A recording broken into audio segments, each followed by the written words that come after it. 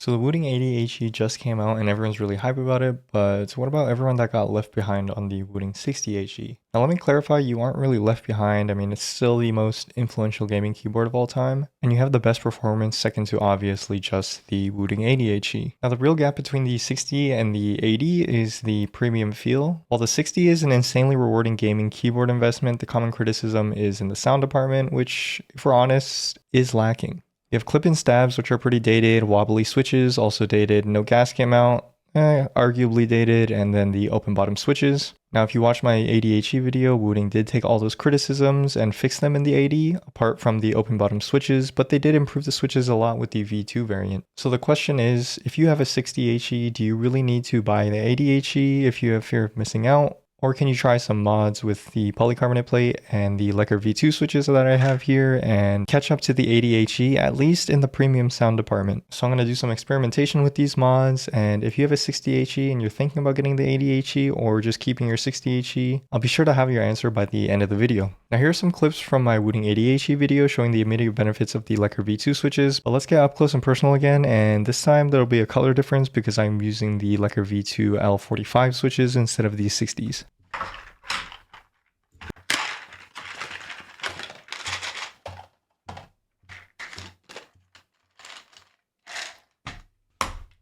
So I'll go ahead and zoom in the camera here, but you can see the difference between the V2. Again, the yellow L45 is the V2, and then the mint L60 is the V1.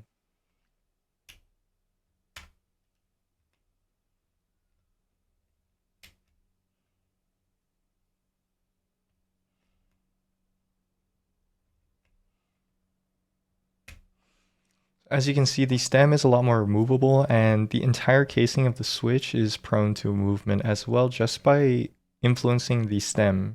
You can't see that as well, but the L45 is basically not moving in the plate. Another way you can tell that the plate tolerance is improved is taking the V2s out is a absolute pain in that.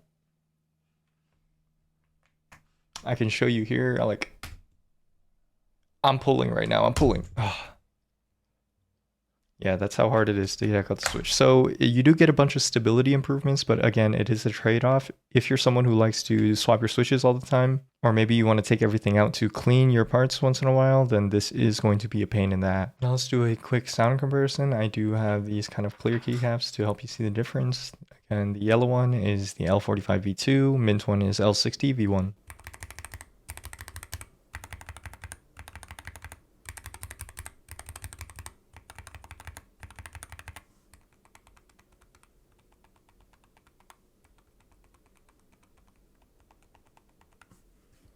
So yeah, as you can see, a bit more play on the V1, less play on the V2, and the sound differences isn't that noticeable, just a one-on-one A/B test. But you can tell the difference that this is a bit higher pitch, the V1. I do hear a bit of scratchiness too, that's from the lack of tolerances and the plastic parts colliding with each other. The V2 is a much deeper, more mature sound, so I do see the improvements and I'm really excited to see how it influences the keyboard once you swap all the switches. But first, let's go back to the L60 V1 and just do a sound test for reference.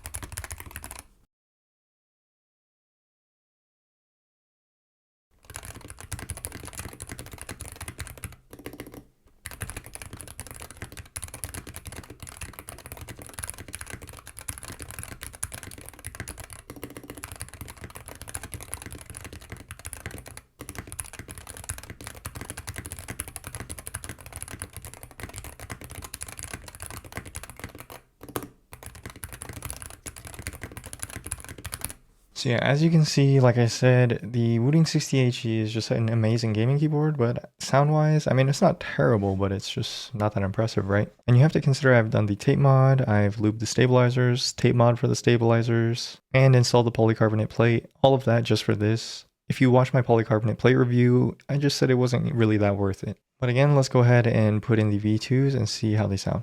Here are the Lekker V2. L45s in the tofu case. Does look pretty slick. It looks kind of like a zesty Lakers colorway, but anyways.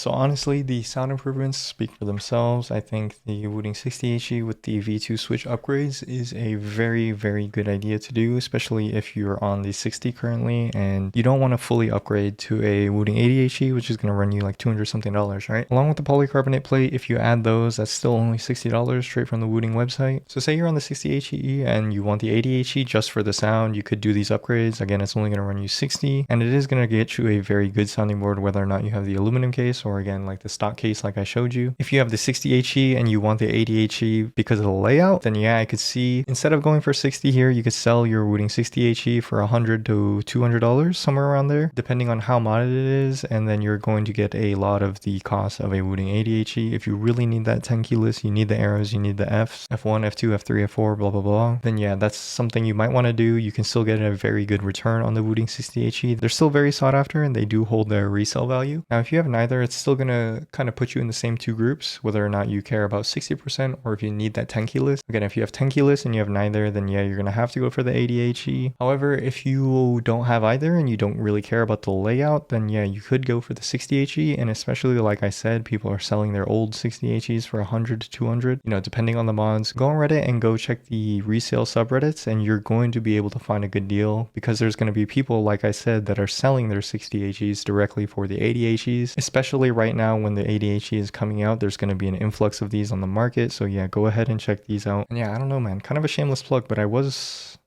planning on reselling mine, but now it sounds so good that I don't really want to sell it. I guess I have to though, because I'm going to stick on my 80HE. So yeah, hit me up down in the comments below if you're interested in buying this. I'm going to probably give you a pretty good deal. But yeah, there's my verdict. Very good mods, very good Switch release from Wooting. I'm really glad that they updated this and I got these for free just for getting the 80HE.